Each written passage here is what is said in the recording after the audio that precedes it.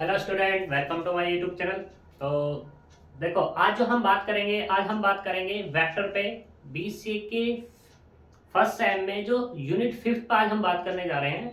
तो उस fifth unit में जो हमारा वेक्टर है, तो आज हम उसके कुछ मोस्ट इंपोर्टेंट टॉपिक्स, डेफिनेशंस और क्वेश्चंस पे बात करेंगे। ठीक है। तो हो सके क्वेश्चन लंबे होने लगे तो डेफिनेशंस पे तो हम बात कर ही लेंगे और कुछ एग्जांपल्स पे भी बात कर लेंगे। तो यहाँ पे है जो हमारा चैप्टर, तो उसमें 17 है, यूनिट 5 है वेक्टर एलजेब्रा। वेक्टर एलजेब्रा में क्या है, सबसे पहले बात करते हैं वेक्टर की। तो वेक्टर एलजेब्रा पढ़ रहे हैं तो वेक्टर के बारे में भी जानना जरूरी है। तो वेक्टर है क्या? ए directed line segment is called a vector. एक लाइन सेगमेंट है, वो डायरेक्ट है। अगर वो डायरेक्ट है तो उसी को हमने क्या बोल दिया गया है, यहाँ पर वेक्टर बोल दिया गया। कैसे, किस तरीके से? तो मान लो यहाँ पे एक पॉइंट ये है और एक पॉइंट ये है। ठीक है। तो ये कोई लाइन है, इस लाइन के दोनों के दोनों पॉइंट है। सही। तो यहाँ पे एक वेक्टर ए और एक वेक्टर बी। वेक्टर ए को जो बोला जाता है वो बोला जाता है यहाँ पर इनिशियल, और वेक्टर बी को जो बोला जाएगा वो बोला जाएगा टर्मिनल। इनिशियल वेक्टर ए को ही क्यों बोला गया? क्योंकि डायरेक्शन ए से बी की तरफ है। अब मान लो डायरेक्शन अगर बी से ए की तरफ होती तो ये वाला टर्मिनल हो जाता और ये वाला क्या हो जाता तुम्हारा, सॉरी, ये वाला इनिशियल हो जाता और ये वाला क्या हो जाता तुम्हारा टर्मिनल। अब यहाँ पे बात करते हैं डिफाइन करने की। क्योंकि वेक्टर ए से बी की तरफ जा रहा है, ए पॉइंट से बी पॉइंट की तरफ जा रहा है, तो इसलिए वेक्टर ए बी इसको लिखते हैं। अब इसके बात करते हैं मैग्नीट्यूड पे। मैग्नीट्यूड क्या होगा sir? Magnitude of vector A. अगर मैं इस वेक्टर का मॉडुलस निकाल लूं तो क्या मिल जाएगा मुझे? मैग्नीट्यूड मिल जाएगा। यानी कि इसकी डायरेक्शन खत्म हो जाएगी, सिर्फ मैग्नीट्यूड हो जाएगा। इसमें ही बात करते हैं यूनिट वेक्टर की। यूनिट वेक्टर क्या है कि मान लो कोई भी तुम्हारे पास एक वेक्टर है, उस वेक्टर की लेंथ निकालना, वो क्या कहलाएगा? तुम्हारा यूनिट वेक्टर कहलाएगा। A vector a of a length unit is called unit vector. यानी कि वेक्टर की तुमने लेंथ निकाली और लेंथ निकालने के बाद क्या मिला तुम्हें? यूनिट मिलती है, तो उसी को क्या बोलते हैं? यूनिट वेक्टर बोलते हैं। यूनिट वेक्टर का फॉर्मूला अगर बात करें, यूनिट वेक्टर का फॉर्मूला क्या होगा? तो vector A upon modulus of vector A. इसको डिफाइन करने की बात है तो एक कैप से इसको डिफाइन किया जाता है। क्लियर? अब बात करते हैं कोलिनियर वेक्टर। कोलिनियर वेक्टर क्या है? मान लो तुम्हारे पास एक लाइन है, एक लाइन में एक तो तुमने पॉइंट लिया ए, एक पॉइंट लिया बी, एक पॉइंट लिया तुमने क्या? सी। अब यहां से तुमने क्या निकाला? वेक्टर ए बी निकाल लिया, वेक्टर बी सी निकाल लिया, वेक्टर ए सी निकाल लिया, जितने भी तुमने निकाले हैं। अब ये जो सारे सारे वेक्टर्स तुम्हें मिले हैं, ये वेक्टर मिले हैं तुम्हें एक ही लाइन पर। और एक ही लाइन में कैसे हो सकते हैं? या तो सेम हो सकते हैं या पैरेलल हो सकते हैं।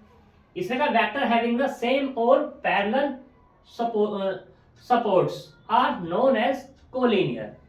ठीक है। या तो ये तुम्हारे क्या हो सकते हैं? ए बी, मैंने यहाँ पे ए बी निकाला है, ये तुम्हारा ए, इसको कहते हैं ए, और ये वाला बी। ऐसे तुम्हारा ये निकल सकता था बी और सी। या तो ये पैरेलल होगा इसके या सेम लाइन पर होगा, तो हम कह सकते हैं इसको क्या क्या कह देंगे? Collinear vector. अब बात करते हैं लाइक वेक्टर। किसकी बात करते हैं? Like vector. लाइक वेक्टर क्या है? Collinear vector having the same direction. अगर डायरेक्शन सेम रखते हैं, जो कोलिनियर वेक्टर्स हैं, ये कोलिनियर वेक्टर हैं, इसकी भी डायरेक्शन ये है, इसकी भी डायरेक्शन ये है। अगर ये डायरेक्शन सेम रखते हैं तो लाइक वेक्टर। अगर इनकी डायरेक्शन मान लो इसकी ये वाली हो जाती और इसकी ये हो जाती, तो क्या हो जाता तुम्हारा? ये अनलाइक वेक्टर कहलाता। ठीक है। यहाँ पर vector A, vector B, vector A C are like vector, यही एग्जांपल इसने उठा लिया है। ठीक है।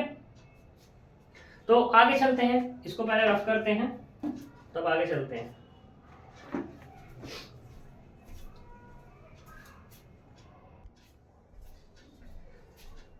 तो देखो, अब हम आगे यहाँ पर कुछ डेफिनेशन पर बात करेंगे। एक है यहाँ पर कोप्लेनर वेक्टर। कोप्लेनर वेक्टर क्या होगा? थ्री और more non zero vectors line in the same plane.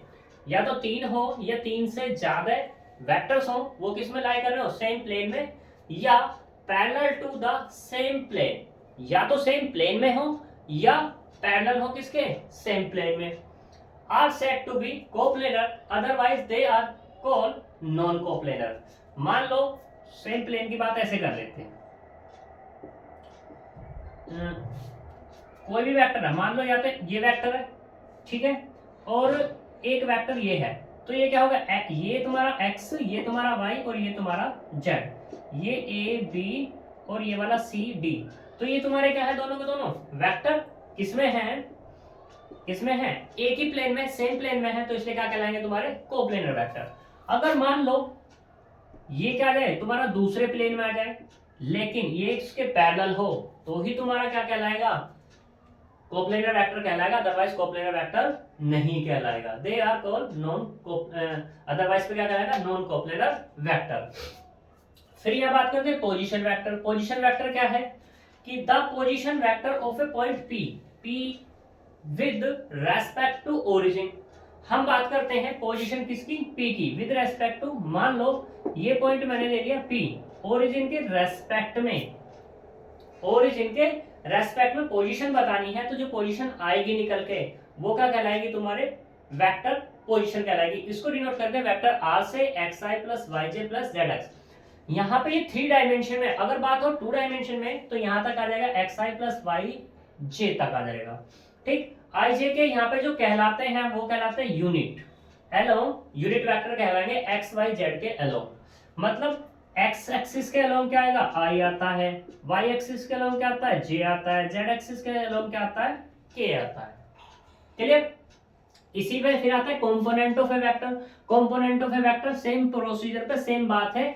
ये क्या होगा, let O be the origin and let P be the point in space, X Y Z be unit vector along the X Y axis. Respective position हमने निकाल ली, तो position क्या हो गई तुम्हारे पास, ये हो जाएगी। कंपोनेंट फॉर्म की बात हो रही थी, तो यही क्या कहलाएगी, तुम्हारी कंपोनेंट फॉर्म कहलाएगी। अब यहाँ पे बात करते हैं X Y Z are scalar हो जाएंगे, और वेक्टर आर क्या हो जाएगा तुम्हारे पास, वेक्टर ही होने वाला है वो, तो उसमें तो कोई दिक्कत है नहीं, ठीक है। अब हम वेक्टर कंपोनेंट की बात करते हैं, तो कंपोनेंट अगर निकालेंगे हम किसका, वेक्टर आर का, तो उसका क्या ले लो, मॉडुलस ले लो। तो modulus of X I plus modulus of Y J plus modulus Z के, और इसका जो फॉर्मूला होता है वो होता है आई का कोफिशिएंट है एक्स स्क्वायर, वाई का कोफिशिएंट जेड स्क्वायर, के का कोफिशिएंट है जेड स्क्वायर, और तीनों को क्या कर देते हैं, ऐड कर देते हैं। तो इसका क्या आ जाएगा तुम्हारे पास, कंपोनेंट फाइंड हो जाएगा, ठीक है। तो ये तुम्हारे वेक्टर की कुछ डेफिनेशंस थी, आगे हम कंटिन्यू करेंगे नेक्स्ट लेक्चर में। तो आज के लिए हम यहीं पे छोड़ते हैं, तब तक के लिए बाय बाय।